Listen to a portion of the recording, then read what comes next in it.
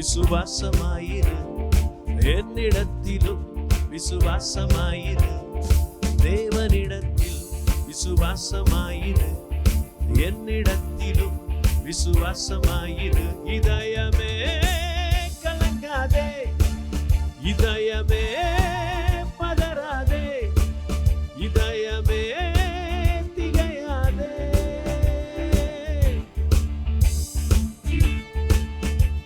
உன் சோதனைகளை அவர் சாதனையாய் மாற்றுவார். பாதகமான சூழ்நிலைகள் எல்லாம் சாதகமாய் மாறும்.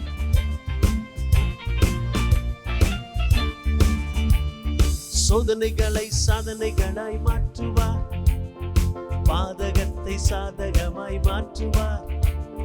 சோதனைகளை சாதனைகளாய் மாற்றுவார், பாதகத்தை சாதகமாய் மாற்றுவார். பெருமையை அருமையாய் ஆக்குவார், பெருமையை பொறுமையாய் மாற்றுவார். தீமையை நன்மையாய் மாற்றுவார், ஜீவனை அருமையாய் எண்ணுவார். இதயமே கலங்காதே, இதயமே பதறாதே, இதயமே திகையாதே. தேவனிடத்தில் விசுவாசமாயிரு, என்னிடத்திலும் விசுவாசமாயிரு.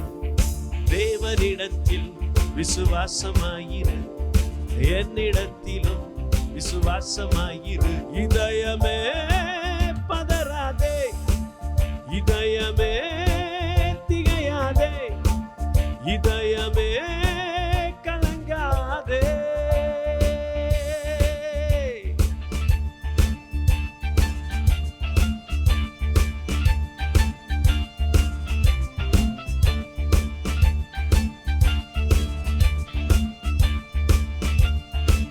பாவி உன்னை பரிசுத்தமாக்குவார், அநீதி நிறைந்த உலகத்திலே நம்மை நீதிமானாய் மாற்றுகிறவர்.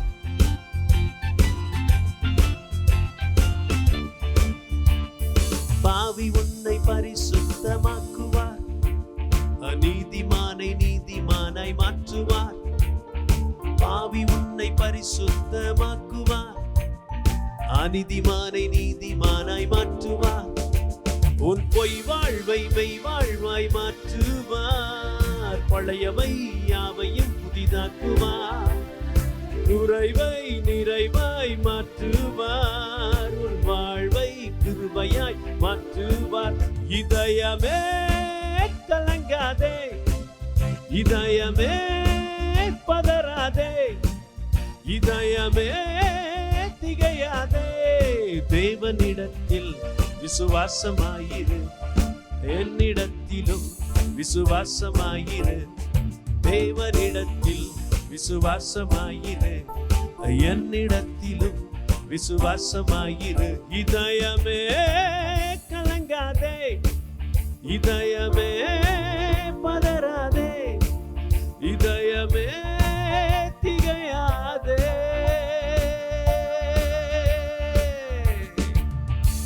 ஆண்டவரும் அருமை இரட்சகருமாகிய இயேசு கிறிஸ்துவின் இனிய நாமத்திலே அன்பான வாழ்த்துக்களை உங்களுக்கு தெரிவித்துக் கொள்கிறேன். இந்த நாளிலும் கூட மாற்றுவார் என்கிறதான வார்த்தையை கொண்ட ஒரு பாடலை நாம் கேட்டோம். அன்பிற்குரியவர்களே, என் ஆண்டவராகிய இயேசு கிறிஸ்து நம்முடைய வாழ்க்கையை மாற்றுகிறவர், பெருமையை பொறுமையாக மாற்றுகிறவர். அது மாத்திரமல்ல, சோதனைகளை சாதனைகளாக மாற்றுகிறவர். ஆண்டவர் நம்மை மாற்றி ஆசீர்வதிக்க விரும்புகிறார். ஒரு மனிதனை தேவன் மாற்றி ஆசீர்வதிக்க அவர் நம்மிடத்தில் விரும்புகிற மேன்மையான குணாதிசயங்களில் ஒன்று நம்முடைய பாத்திரத்தை சுத்தமாக்குவது, நம்முடைய வாழ்க்கையை பரிசுத்தமாக்குவது என்று நாம் அறிகிறோம். பழைய ஏற்பாட்டிலே ஏசா யாக்கோபு என்கிற 2 சகோதரர்களை பார்க்கிறோம். அவருடைய வாழ்க்கையிலே அவர்களை குறித்த சாட்சி இருக்கிறது. ஏசாவை குறித்து வன சஞ்சாரி, வேட்டையாடுகிறவன். ஆனால் யாக்கோபை குறித்து கூடாரவாசி, குணசாலி என்று சொல்லப்பட்டிருக்கிறது. ஒரு மனிதனுடைய வாழ்க்கையை தேவனாகிய கர்த்தர் எவ்வாறு மாற்றுகிறார், அவனுடைய குணநலன்களுக்கு ஏற்றவாறு தான் அவனை எடுத்து பயன்படுத்த முடியும். அவனை இந்த உலகத்தில் ஒரு ஆசீர்வாதமான பாத்திரமாக மாற்ற முடியும். அதே போல் பழைய ஏற்பாட்டிலே 2 பறவைகளை நாம் பார்க்கிறோம். யோபுவின் புஸ்தகம் 39ஆம் அதிகாரம் 13ஆம் வசனத்திலிருந்து உங்களுக்காக வாசிக்கிறேன். தீக்குருவிகள் தங்கள் செட்டைகளை அசைவாட்டி ஓடுகிற ஓட்டம் நாரை தன் செட்டைகளாலும் இறகுகளாலும் சமமானது அல்ல. அதற்கு சம்பந்தமே இல்லை. அப்படிப்பட்ட ஒரு குருவி, தீக்குருவி, அது தன் முட்டைகளை தரையிலே இட்டு அவைகளை மணலிலே அனலுரைக்க வைத்துவிட்டு போய் காலால் மிதிப்பட்டு உடைந்து போம் என்பதையும் காட்டு மிருகங்கள் அவைகளை மிதித்துவிடும் என்பதையும் நினைக்கிறதில்லை. அது தன் குஞ்சுகள் தன்னுடையது அல்லாதது போல அவைகளை காக்காத கடின குணமுள்ளதாய் இருக்கும் என்று வேதம் சொல்கிறது. அவைகளுக்காக அதற்கு கவலை இல்லாதபடியினாலே அது பட்ட வருத்தம் எல்லாம் விருதாவாம். இந்த நாரைக்கும் அந்த தீக்குருவிக்கும் சம்பந்தமே இல்லை. ஒரு எளிய பறவையை நாம் கேள்விப்பட்டிருக்கலாம். வேதத்தில் மிகப்பெரிய வாழ்ந்து அழிந்து போன மிருகங்களை பற்றி சொல்லப்பட்டிருக்கிறது. யோபுவின் புஸ்தகம் 41ஆம் அதிகாரம் 1ஆம் வசனம் லிவியாதானை குறித்து சொல்லப்பட்டிருக்கிறது. அதனுடைய மூக்கை நாற்கயிறினால் போட்டு கட்டக்கூடுமோ? அதை குறித்து வேதம் சொல்கிறது, அது தும்முகையில் ஒளி வீசும். அதன் கண்கள் அருணோதயத்தின் புருவங்களைப் போல் இருக்கிறது. அதன் வாயிலிருந்து எரிகிற பந்தங்கள் புறப்படும். தீக்குருவி அப்படித்தான். இது ஒரு காட்டு பறவை. ஆனால் வேதம் சொல்லுகிறது, மத்தேயு சுவிசேஷம் அதனுடைய 23ஆம் அதிகாரத்திலே தேவாதி தேவனோடு இணைத்து பேசப்படுகிற ஒரு அழகான பறவை, நம் வீடுகளில் பார்க்கிறதான சாதாரண கோழி. தீக்குருவி மிகப்பெரிய பராக்கிரமம் நிறைந்த குருவியாக சொல்லப்படுகிறது. ஆனால் இங்கே மத்தேயு சுவிசேஷத்தில் ஒரு சாதாரண கோழியை குறித்து சொல்லப்பட்டிருக்கிறது. இறைவனோடு ஒப்பிட்டு சொல்வதை பார்க்கிறோம். கோழி தன் குஞ்சுகளை தன் சிறகுகளின் கீழே கூட்டி சேர்த்து கொள்ளும் வண்ணமாக நான் எத்தனையோ தரமோ உன் பிள்ளைகளை கூட்டி சேர்த்து கொள்ள மனதாயிருந்தேன். ஏசாவை குறித்து பார்க்கிறோம், அவன் காட்டுவாசி வனசஞ்சாரி. யாக்கோபை குறித்து பார்க்கிறோம், அவன் குணசாலி கூடாரவாசி. அன்பிற்குரியவர்களே, இந்த தீக்குருவி ஒரு காட்டில் வாழ்கிற ஒரு பறவை, கோழி வீட்டில் வாழ்கிற ஒரு பறவை. இன்றைக்கும் ஆண்டவர் பயன்படுத்துகிற பாத்திரங்கள் எல்லாமே விசேஷித்த குணநலன்கள் கொண்டவைகையாக இருக்கிறது. ஒரு மனிதனை கர்த்தர் இந்த உலகத்திலே பயன்படுத்த வேண்டுமானால் அவனை மாற்ற வேண்டும் என்று விரும்புகிறார். அவன் பிறந்ததிலிருந்து அவனுடைய குடும்ப சூழ்நிலைகள், அவனுடைய மூதாதையருடைய சூழ்நிலைகள் எல்லாவற்றையும் மாற்றி அவனிலே கர்த்தர் உத்தம குணத்தை படைக்கிறார். நீதியும் நற்குணத்தையும் அவனுக்குள்ளே வைக்கிறார். அவனிடம் இருக்கிற துர்க்குணத்தை மாற்றுகிறார். வேதம் சொல்கிறது, மிகுந்த சாந்த குணத்தை கொடுக்கிறார். ஆண்டவருக்கு மகிமை உண்டாகட்டும். ஆண்டவருடைய வேத வசனம் சொல்கிறது, ரூத்தை குறித்து 3ஆம் அதிகாரம் 10ஆம் வசனத்தில் சொல்கிறது, வாலிபர்கள் தரித்திரர்கள் ஐஸ்வர்யவான்களுக்கு பின்பு செல்லாத ஒரு நல்ல குணம். அவருடைய முந்தின சீர், முந்தின நற்குணம், பிந்தின நற்குணம் என்று விவரித்து சொல்கிறது. ஆனால் இந்த உலகத்தில் கடின குணமுடையவர்களை நாம் பார்க்கிறோம். இந்த குஞ்சு தீக்குருவி அதனுடைய குஞ்சுகளை தன்னுடையது அல்லாதது போல காக்காதபடி கடின குணமுள்ளதாக இருக்கும். எந்த பறவையும் செய்யாத ஒரு வித்தியாசமான வேலையை செய்வதினாலே இதை குறித்து வேதம் அழகாய் சொல்லுகிறது. இது கவலையற்ற வருத்தத்தை எல்லாம் விருதாவாக்குகிற ஒரு கடின குணம் கொண்ட ஒரு பறவையாக காணப்படுகிறது. ஆனால் கோழி என்பது இந்த உலகத்திலே நாம் பார்க்கிறோம், அது தன் முட்டையை தன் எஜமானிடத்தில் கொண்டு சேர்க்கும். அது மாத்திரமல்ல, குஞ்சுகளை பராமரித்து காக்கும் விசேஷித்த குணங்கள் கொண்டதாக காணப்படுகிறது. அன்பிற்குரியவர்களே, இன்றைக்கு நான் உங்களோடு சில நல்ல குணங்களை மட்டும் சொல்லி அதற்காக ஜெபித்து நிறைவு செய்ய விரும்புகிறேன். ஏசாயா 32:8 தயாள குணமுள்ளவன் என்று சொல்லப்பட்டிருக்கிறது. கொடுக்கும் குணம், கொஞ்சம் கூட கொடுக்க வேண்டாம் என்று நினைக்காதபடி கொடுக்கிற ஒரு குணத்தை பார்க்கிறோம். அதுதான் தயாளன் என்று பெயர் வைக்கிறார்கள். அதே போல் சர்க்குணன் என்று சொல்லப்பட்டிருக்கிறது. சர்க்குணன் நேர்த்தியாக பிரசங்கி 7ஆம் அதிகாரம் 26ஆம் வசனத்தில் சொல்லப்பட்டிருக்கிறது. அடுத்து வேதவசனம் சொல்கிறது, உதார குணம் உள்ள மனிதன். உதார குணம், மிகுந்த உதார குணம். கர்த்தருக்கு மகிமை உண்டாவதாக. சாந்த குணம். மோசே தேவனுடைய வீட்டிலெங்கும் உண்மை உள்ளவனாய் இருந்தான். அவனை குறித்து வேதம் சொல்கிறது மிகுந்த சாந்தம் உள்ளவனாய் இருந்தபடினாலே லட்சக்கணக்கான மக்களை வழிநடத்தக்கூடிய ஒரு விசேஷித்த வல்லமையை, அதிகாரத்தை, தலைமைத்துவத்தை கர்த்தர் அவனுக்கு கொடுத்திருந்தார். ஆனால் அவன் மிகுந்த கோபக்காரன், கடினமான குணம் கொண்டவன் என்றுதான் அவனுடைய ஆரம்ப காலங்கள் சொல்லப்படுகிறது. கொலை செய்ய துணிந்தவன். ஒரு முறை எகிப்தியனை, அடுத்த முறை ஒரு இஸ்ரவேலனை அவன் கொலை செய்ய முற்படுகையில்தான் அவனுடைய குணம் வெளிப்பட்டு தேசத்தை விட்டு ஓட வேண்டிய நிலையாக மாறிவிட்டது. அன்புக்குரியவர்களே, கிறிஸ்தவம் என்பது வளைந்து கொடுக்கிற தன்மை கொண்ட ஒரு மகிமையான அனுபவம் கொண்டது. ஆகினால தான் நீங்கள் எப்படிப்பட்டவர்களாக இருந்தாலும் இயேசு அவர் தம்முடைய பிள்ளைகளை ஆசீர்வதித்து மாற்றி பயன்படுத்த விரும்புகிறார். சோதனைகளை சாதனைகளாக மாற்றுகிறார்.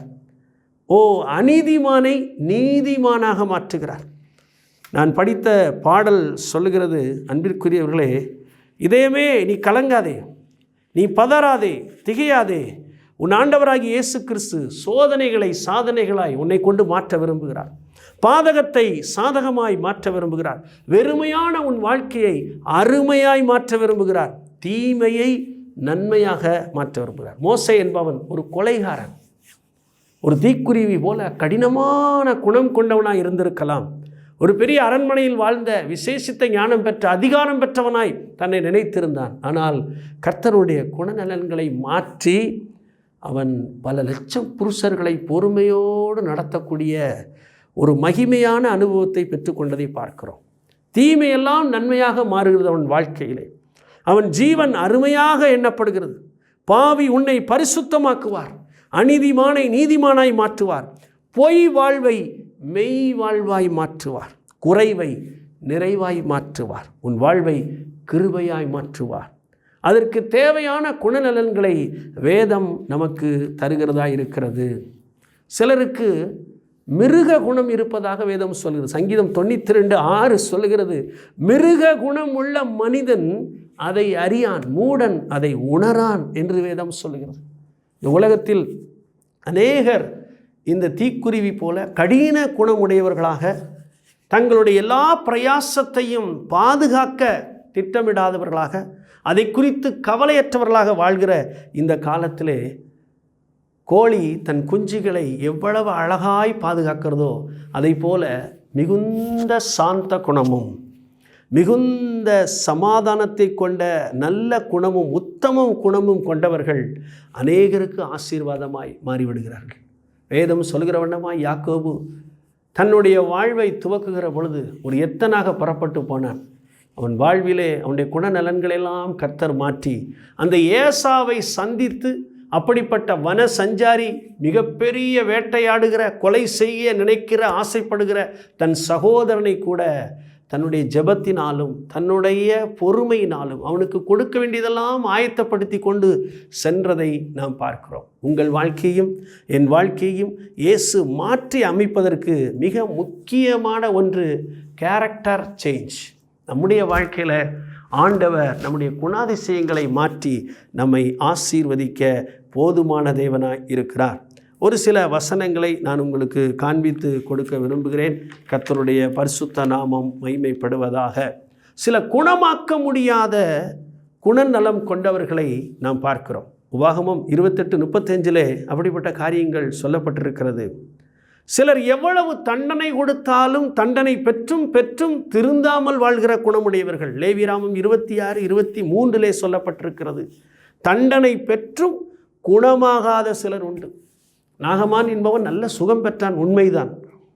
ஆனாலும் அவன் தன்னுடைய குணநலன்களிலே பெரிய மாற்றத்தை பெறவில்லை.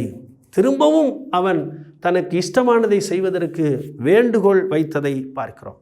ஆனால் ரூத்தினுடைய குணம் மிக அழகாக சொல்லப்பட்டிருக்கிறது. உன்னுடைய முந்தின நற்குணம் பிந்தின நற்குணம்.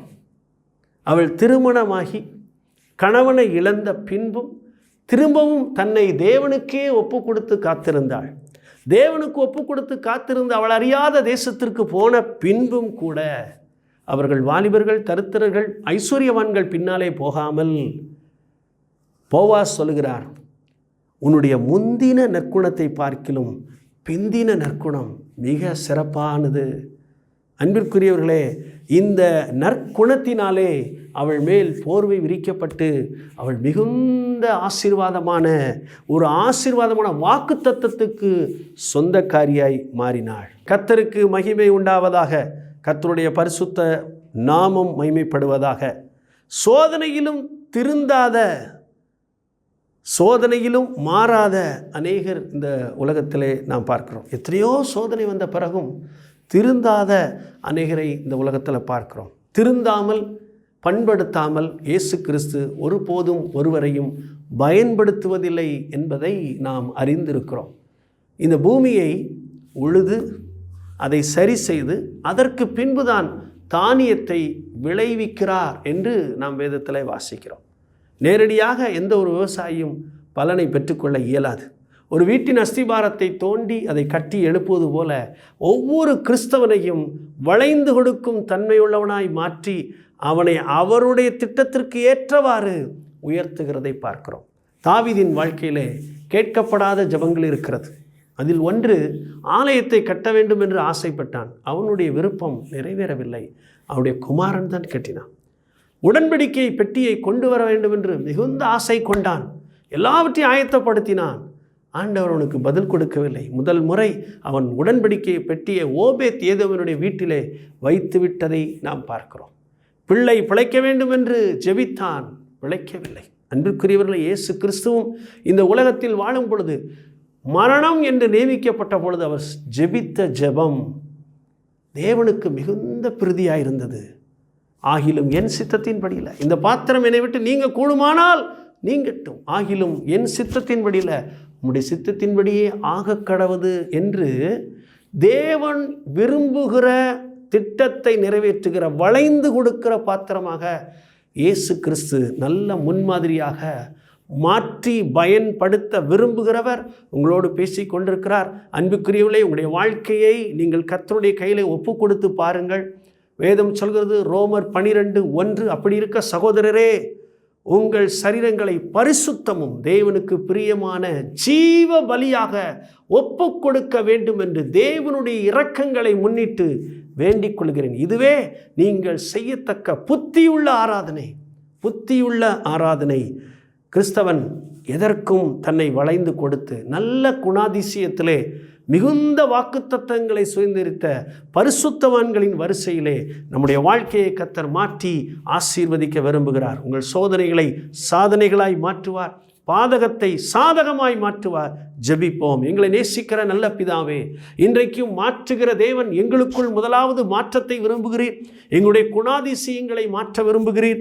எங்களுக்குள்ளே என்னென்ன காரியங்கள் மாற வேண்டுமோ அதை உம்முடைய வசனத்தின் அடிப்படையிலே எங்களுக்கு சுட்டி காண்பித்து, ஆண்டவரே, ஒரு அடை காக்கிற ஒரு கோழி பிராணியை போல அருமையான நேர்த்தியான ஒரு திட்டத்திற்கென்று அழைக்கப்பட்ட நாங்கள் பெற்றெடுக்கும்படி, அநேகருக்கு ஆசீர்வாதமாய் இருக்கும்படி எங்கள் வாழ்க்கையை குணசாலியும் கூடாரவாசியுமாய் ஆலயத்திலே கர்த்தருடைய வார்த்தைக்கு கீழ்ப்படுகிற நல்ல பரிசுத்தவான்களின் வழிகாட்டுதலிலே நாங்கள் முன்னேறி செல்வதற்கு இன்றைக்கு எங்களுடைய குணநலன்களோடு இடைப்பட்டு எங்களை மாற்றி பயன்படுத்த நீர் திட்டம் கொண்டதற்காய் ஸ்தோத்திரம். ஒருவேளை இதயத்தில் ஒரு பயம், ஒரு கலக்கம், என் வாழ்க்கையில் ஆசீர்வாதம் வருமா என்று சொல்லி கலங்குகிற பிள்ளைகள், பதறுகிற திகைக்கிற பிள்ளைகளுக்கு இந்த வார்த்தையானது அவர்களை மாற்றி அவருடைய வாழ்க்கையை மாற்றும்படி இயேசு கிறிஸ்துவின் நாமத்தில் நாங்கள் ஜெபிக்கிறோம். இப்பொழுதே மாறக்கூடாதபடி இருக்கிற எல்லா தகப்பனே குணநலன்களும் மாறுவதாக. ஒருவேளை சொல்லப்பட்டது போல வித்தியாசமான குணங்கள் இருக்கலாம், உம்மை போல மாற்றும்படி நீர் எங்களுக்கு வேதாகமத்தை கொடுத்திருக்கிறீர், நல்ல பரிசுத்தவான்களை கொடுத்திருக்கிறீர், சிட்சித்து உடைய வேதத்தை கொண்டு போதிக்கிறவர்களை கொடுத்திருக்கிறீர், நல்ல ஆலயத்தை கொடுத்திருக்கிறீர். நாங்கள் உமக்காக பயன்பட கர்த்தர் இந்த இருதயத்தை பலப்படுத்தும்படியாக ஜெபிக்கிறோம். சாத்தானின் சகல தடைகள் விலகுவதாக. உயர்த்தும், மாற்றி பயன்படுத்தி ஆசீர்வதியும். இயேசு கிறிஸ்துவின் நாமத்தில் ஜெபிக்கிறோம் ஜீவனுள்ள நல்ல பிதாவே, ஆமேன், ஆமேன். அன்பிற்குரியவர்களே, இந்த வார்த்தை உங்களுக்கு நிச்சயமாய் ஆசீர்வாதமாக இருந்திருக்கும். எங்களோடு கூட தொடர்பு கொள்ளுங்கள். நீங்கள் பெற்ற நன்மைகளை சாட்சிகளாக அறிவிங்கள். கர்த்தர் உங்களை ஆசீர்வதிப்பார். God bless you. Thank you.